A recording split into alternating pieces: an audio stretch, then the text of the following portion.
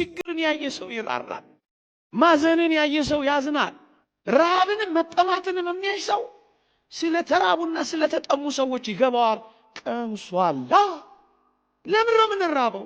ድካማችን እንድናውቅ ብቻ እኮ አይደለም፣ የሌሎችንም መራብ ጭምር እንድናስተውል ነው ወገኖቼ።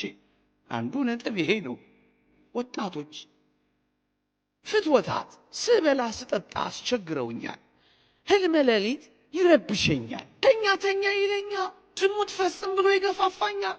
የሐለዮ ሐሳብ ያንገላታኛል ካላችሁ እውነተኛ ድል ማድረጊያ ቁልፍ እየኖራችሁበት ነው። አስባችሁት ከኖሩበት የዝሙትን ጾር የምታደክም እንደ ጾም ያለች ማና ኃይለ ፍትወትን ድል የምትነሳ እንደ ጾም ያለች ጉልበተኛ ማናት? ወገኖች ተናገር ይለኛል። ጸጥታ ይስማማኝም፣ እርጋታ አልሆንልኝ አለኝ። ተክለፍላፊ ነኝ። ምን ላድርግ? ጸጥታን እርጋታን የምታስተምር የጭምትነት በሯ ጾም ናት። ተናጋሪ አትሆንም፣ ዝም ነው የምትለው። ለበጎ እንኳን ዝም ትላለህ። ሲናገሩ እንባ ታፈሳለህ። አቅም አይኖርም። ለክርክርና ለጾም ብለህ ማነው ለጥል ብለህ አትጾምም። ዝም ትላለህ። ጭምትነት ትሰጣለች። አርምሞን ታለማምዳለች። ከፍ ያለ የዝምታና የጽሞና ሕይወት የሁል ጊዜ ታላብሳለች። ምንድናት እሷ? እንደ መላእክት ታኖርሃለች። እንደ አባ እንጦንስ እንደ አባ መቃርስ ደግሞም እንደ መላእክት ዝምተኛ ታረጋለች። ለዚህ እኮ ነው አባቶቻችን ብዙ ማይናገሩ፣ ብዙ ማይለፈልፉት፣ ብዙ አስተያየት ማይሰጡት። እንኳን በማያገባቸው በሚያገባቸው እንኳን ዝም የሚሉት፣ ሲወቀሱ ነኝ የሚሉት ለምን ይመስሏችኋል? እዚህ ዝምታ ላይ፣ እዚህ አርምሞ ላይ፣ እዚህ ጭምትነት ላይ፣ እዚህ ጸጥታ ላይ አድረሳቸዋለች። ከመከራ መሰወሪያ የምህረት ደጅ መጥኛ የንስሐ መገለጫ ስለምትሆን ወገኖቼ በአጠቃላይ የጽድቅ በር ለመሆን የተዘጋጀች ሕይወት ብትኖር እቺ አሁን የምንኖርባት ናት። ምን ውስጥ ገባለሁ ባላችሁ ጊዜ ደርሶ ያወጣችሁ አምላካችሁ አልደነቃችሁ?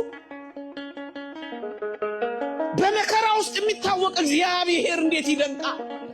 በመከራዎች ውስጥ እወቁት። ግድ የላችሁ ከክርስቶስ ጋር ከሆነ የብሱን ከመሄድ ይልቅ በባህሩ በታንኳው በማይበሉና በንፋሳት ውስጥ መሄዱ በጣም ይጠቅማል። በእርግጠኝነት ስለሚጠቅም ነው የወሰዳቸው ወገኖቼ። ምክንያቱም በዚህ ውስጥ የሚያውቁት ዕውቀት አለ። በዚህ ውስጥ የሚረዱት እውነት አለ። በዚህ ውስጥ የሚገባቸው ጸጋ አለ። አትጥሉት መነዋወጽን። በእርግጠኝነት የቤተ ክርስቲያናችንንም እንደዚህ መነዋወጽ እንኳን አትጥሉት ወገኖች። እጅግ የምናውቀው እግዚአብሔር አለ። እጅግ የምንረዳው እግዚአብሔር አለ። ምክንያቱም መርከቢቷን የሚቀዝፈው ብፁዕ አቡነ እገሌ ሳይሆኑ ያ የተወደደ ክርስቶስ። የዮሐንስን ክብር ግን ያክል ያለው ማንም ክብር የለም ከመቤታችን ውጭ። በጣም ትልቅ የተከበረ ነው። የዮሐንስ ክብሩ ግን ተመልከቱት።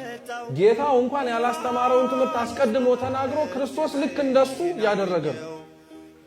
ዮሐንስ ሲያጠምቅ እንደነበረው ክርስቶስም ደቀ መዛሙርቱ ቢያጠምቅም ያጠምቅ ነበረ ተብሎ ተነግሮለት። የነቢያት ትንቢት በሙሉ የሚጠቃለለው ዮሐንስ ላይ ነው። የሐዋርያት ስብከት በሙሉ የሚጀምረው በዮሐንስ ነው።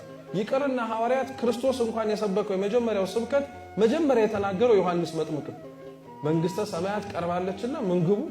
ይሄንን ስብከት ክርስቶስ ከመስበኩ በፊት ዮሐንስ መጥምቅ ነው የሰበከው።